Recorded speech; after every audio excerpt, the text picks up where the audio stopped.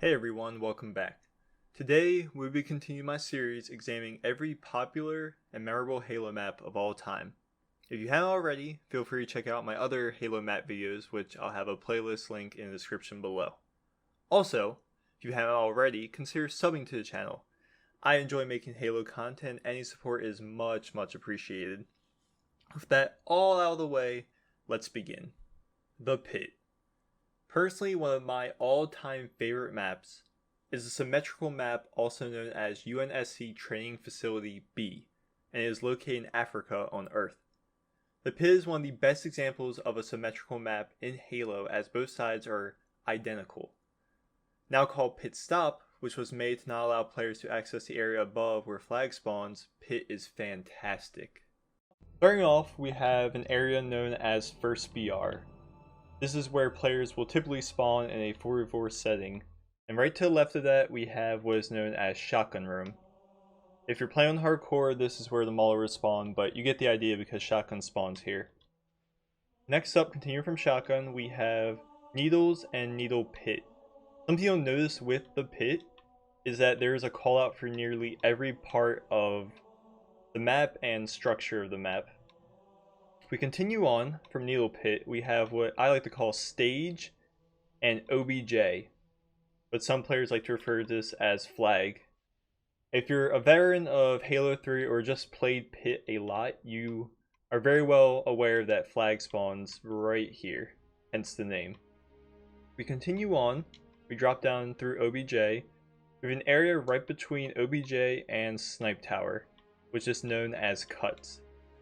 Why it's called Cuts, I really don't know. I tried asking some people, I tried looking it up, and I could not find an answer. But I assume it's the cut between Snipe Tower and OBJ, because you kind of cut through them. But that's just a guess. Next up, we have Snipe Tower. Now, Snipe Tower is a 2-level structure, with our bottom structure being S1, which gives you a nice vantage point of the opponent's S1. As mentioned before, Pit is a very symmetrical map as both sides are identical. Then we have a lift to lead us to S2. S2 has a regen and a good view of your entire side of the map along with parts of the opponent's side of the map. From here, there's a few different shots you can get. You can actually shoot through this shielding and barrier right here, which is really good. But the opponent can do the same as you. So if someone's head was right here, I could pop a shot, and 9 times out of 10, it will headshot. From S2, we can drop down to what is known as Sniper Pit. Now, I believe this is called Sniper Pit just as the same as Needle Pit is called Needle Pit. It's just a lower section of our main Snipe Tower.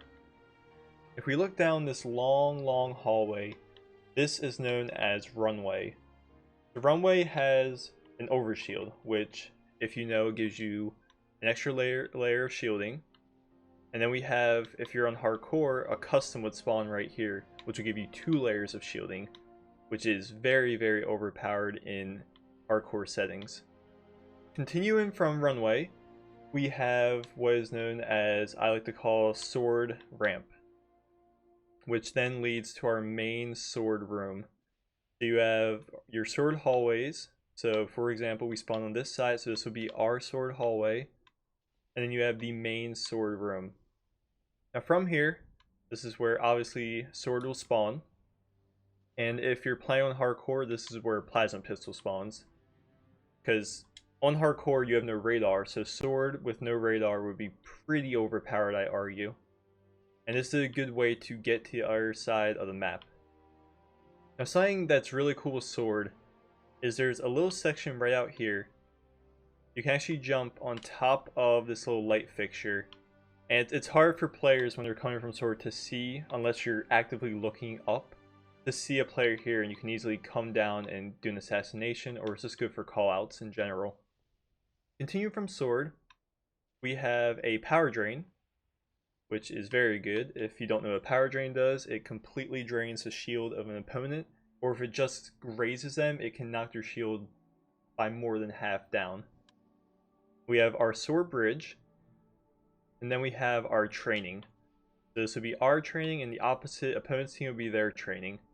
Now training, I want to guess, is called training because of these light up boards for brutes. I imagine that Marines that worked here or did any sort of activity here would come here and work on their brute killing. Now a really cool spot is called Banana, which is this yellow structure right in the middle of Swordsbridge. This is really good when there is some sort of stalemate and you know the other team is kind of set up on their stage, maybe a part of their snipe tower, maybe their green box, maybe rocket tunnel, maybe needles. And this is really good just to maybe help out if someone's pushing from Swordsbridge over to their training to maybe pop a few shots, good for callouts. So if we go from training, we have what is known as our green box, and opposite would be their green box or enemy's green box, and we have a green hallway or invis. Now in hardcore, rockets do spawn here. There is no invis in the hardcore version of Pit, because once again, if there was, invis on this map is very, very, very powerful, especially with no radar. Continuing on, and last but not least, we have rocket tunnel.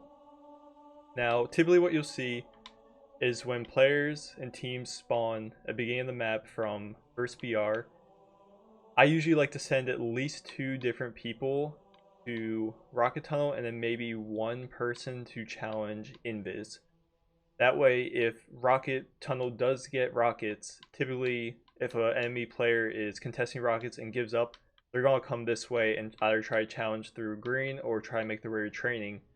And that way, you get invis and you can cut off the enemy team. I love Pit, or Pit Stop, whatever you want to call it. It's one of the best maps Halo 3 has ever made. And here's to hoping that makes a grand reappearance in Halo Infinite. Overall, I have to give Pit a 10 out of 10. Yes, I know that's been happening a lot, but all the maps I've done so far have been absolute fire, so I can't not give them a high score. If you enjoyed this video, why not consider giving it a thumbs up, and if you have any specific maps you'd like me to cover, feel free to let me know. Thanks so much for watching.